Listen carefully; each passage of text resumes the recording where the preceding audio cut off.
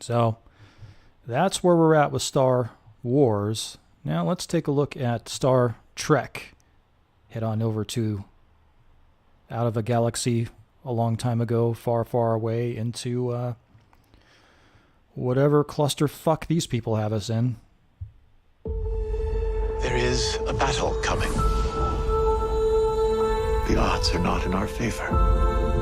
Captain Pike has always had faith that we play a part in This is the some trailer grand for this design. week's episode. All of you Sweet Sorrow. will face your destinies with bravery and honor. I wish I had his certainty. 9 more enemy vessels just dropped out of warp. Prepare for battle. It's time. Looks like a lot of action, right? Doesn't that look exciting? So this week's episode, I said that I wasn't going to do a review because I said nothing happened, and nothing happened. You look at that trailer, that is all that happens.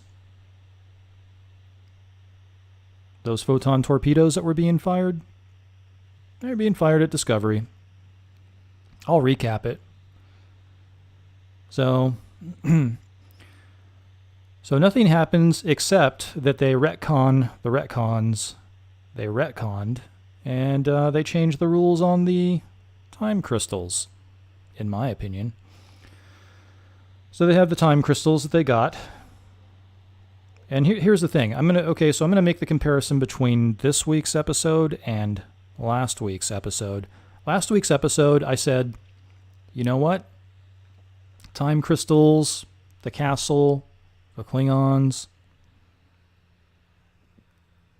Not really Star Trek. But I said, I love the execution. I said, Ken Mitchell's really selling it. Anson Mount's really selling it. And then they gave us I thought, a good plot point with Captain Pike. Said, if you take the crystal, your fate is sealed.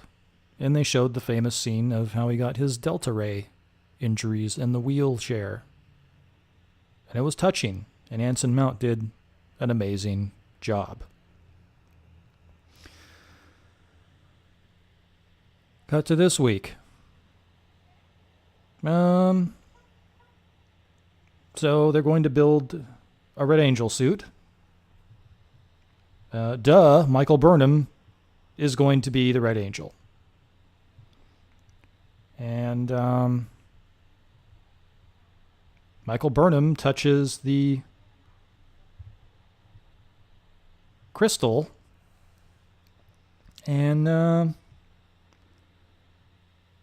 I guess her fate isn't sealed because she changes it right away. So Pike is screwed and is going to end up in a wheelchair, and Burnham immediately is able to change the future. And so in her crystal vision, crystal vision, ooh, ooh. Sorry, I had to do that. So in her crystal vision,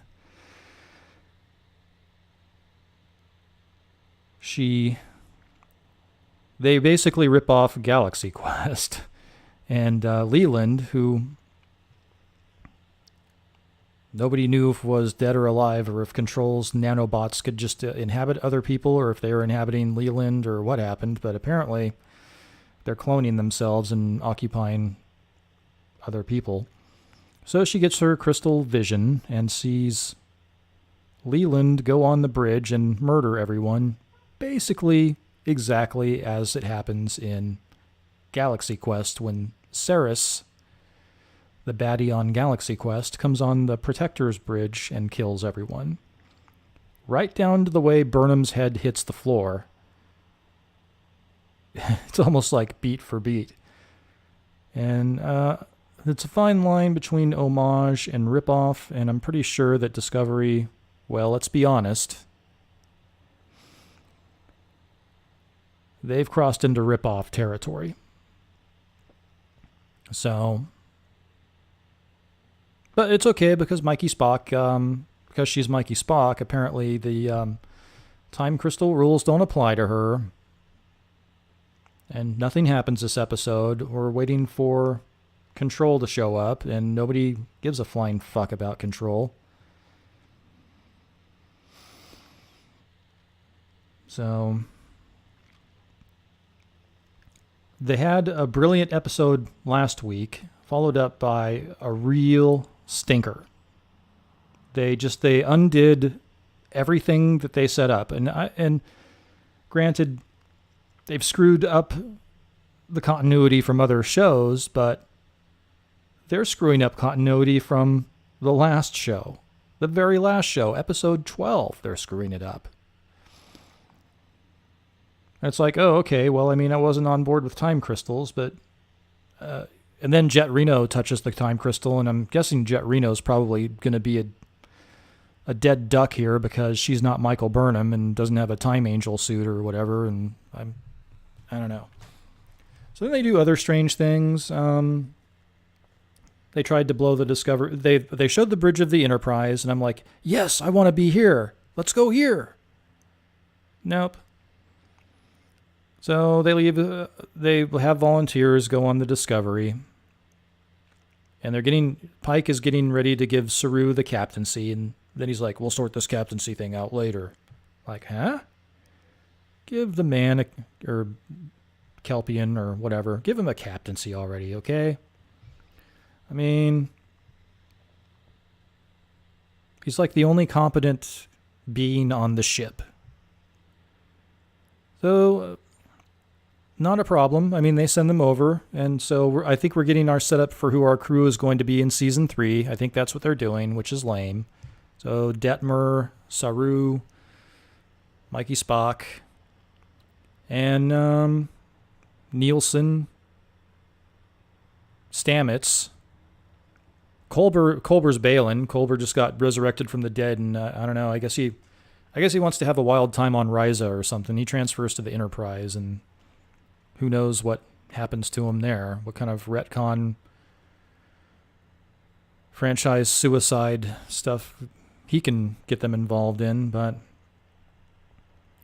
Jet Reno stays, and oddly enough, Spock stays on the Discovery. So immediately, because Spock is on the Discovery, you already know the Discovery is coming back, or that nothing serious is going to happen. You've immediately undercut your story points. So, I mean, at least a bad chef will at least follow the recipe too closely. But these chefs aren't even using measuring cups. These chefs are just dumping stuff in, to go back to my analogy. So, and here's the thing. If you know who your customer is, and your customer comes in, and they order the same thing, you give them a sample of something different. And if they start ordering that, you can give them that. But right now, the customer is ordering clam chowder. So if they want New York clam chowder, maybe you can try New England clam chowder. But you're not going to serve them soy cakes.